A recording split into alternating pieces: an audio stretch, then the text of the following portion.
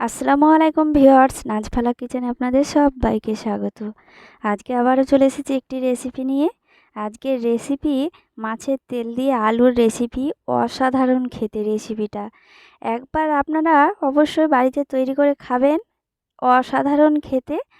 রেসিপিটা একেবারে সহজ, ঘরোয়া উপকরণ দিয়ে তৈরি। আপনারা স্কিপ না করে প্রথম থেকে শেষ পর্যন্ত দেখার অনুরোধ রইল। আর রেসিপিটা ভালো লাগলে লাইক, কমেন্ট, শেয়ার করবেন। আর নতুন হয়ে থাকলে প্লিজ সাবস্ক্রাইব করে পাশে থাকবেন। চলুন আমি এই মাছের তেল দিয়ে আলুটা কিভাবে রান্না করি দেখে নিই। তো বন্ধুরা, আমি আলুটাকে দেখুন এইভাবে আমি কেটে নিয়েছি। এবার চলে যাব রান্নায়। তো বন্ধুরা, এখানে আমি কড়াই চাপিয়ে দিয়েছি। দিয়ে দিচ্ছি পরিমাণ মতো 1 চামচ মতো সরিষার তেল। তারপরে দিয়ে দিচ্ছি মাছের তেলটা, অল্প করে লবণ আর একটু করে হলুদ দিয়ে দিচ্ছি। দিয়ে নাড়াচাড়া করে হালকা ভেজে নিতে হবে। মাছের তেলটাকে হালকা ভেজে নেব। তো দেখুন বন্ধুরা, আমি কিভাবে ভেজে নিচ্ছি। মাছের তেল থেকে অনেকটাই তেল বের হয়। তো দেখুন ওইভাবে ভেজে নিয়েছি হালকাভাবে, তো তুলে নিয়েছি। তারপরে ওই তেলেই আমি আলুটাও ভেজে নেব। আলুটাও আমি নাড়াচাড়া করে নিচ্ছি। অল্প করে হলুদ আর অল্প করে লবণ দিয়ে দিচ্ছি। দিয়ে নাড়াচাড়া করে ভেজে নেব। তো এই আলুটা খুব একটা লাল লাল করে ভাজা যাবে না। তো বন্ধুরা দেখুন আমি কিভাবে আলুটাকে ভেজে নিচ্ছি, সেইভাবে আপনারা ভেজে নেবেন। তো আলুর কাঁচা গন্ধটা চলে যাবে। তো সেইভাবেই আমি আলুটাকে ভেজে নেব। তো দেখুন বন্ধুরা, এইভাবে আলুটাকে ভেজে নিচ্ছি। তো দেখুন এবার তুলে নেব।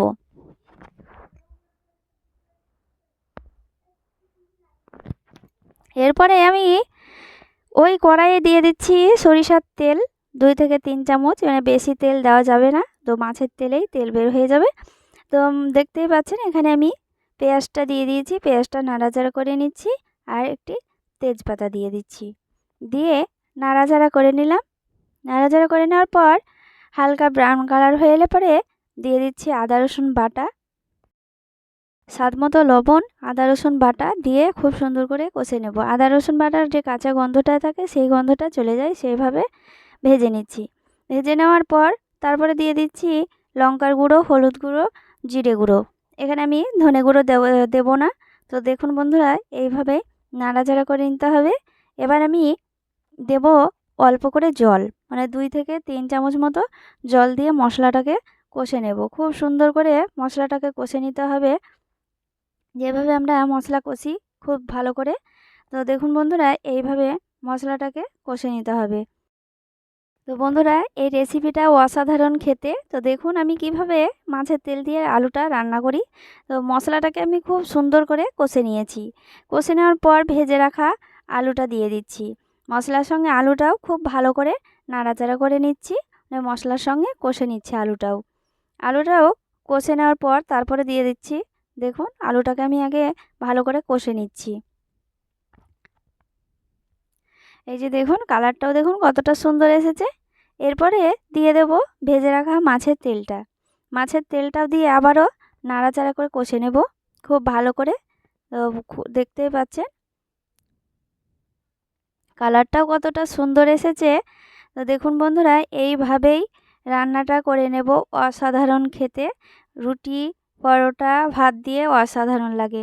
তো আমি এখানে অল্প করে জল দিয়ে, এখানে বেশি জল দেব না, আলুটা হালকা সেদ্ধ হয়ে গিয়েছে। তো 1 কাপ মতো জল দিয়ে দিচ্ছি। এখানে বেশি জল দেওয়া যাবে না। তো 1 কাপ মতো জল দেওয়ার পর ঢাকা দিয়ে দিচ্ছি। আলুটা খুব তাড়াতাড়ি সেদ্ধ হয়ে যায়। তো দেখুন বন্ধুরা, এভাবে নাড়াচাড়া করে নিচ্ছি আবারও। তো জলটাও অনেকটাই শুষে গিয়েছে। তো খুব ভালো করে নাড়াচাড়া করে নিচ্ছি আবারও। তো জলটা একেবারেই শুকিয়ে গিয়েছে। তো দেখুন এইভাবেই রান্নাটা করে নিতে হবে। তো দেখুন নাড়াচাড়া করে নেওয়ার পর এখানে দিচ্ছি ধনেপাতা কুচি।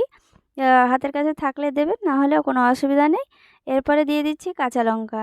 কাঁচা লঙ্কাটা দিলে ফ্লেভারটাও খুব সুন্দর আসে। তো এরপরে খুব ভালো করে নাড়াচাড়া করে নেওয়ার পর, তো দেখুন বন্ধুরা, খুব ভালো করে নাড়াচাড়া করে নেওয়ার পর দিয়ে দিচ্ছি অল্প করে গরম মশলার গুঁড়ো। গরম মশলার গুঁড়ো দিলে পরে ফ্লেভারটাও অসাধারণ আসে।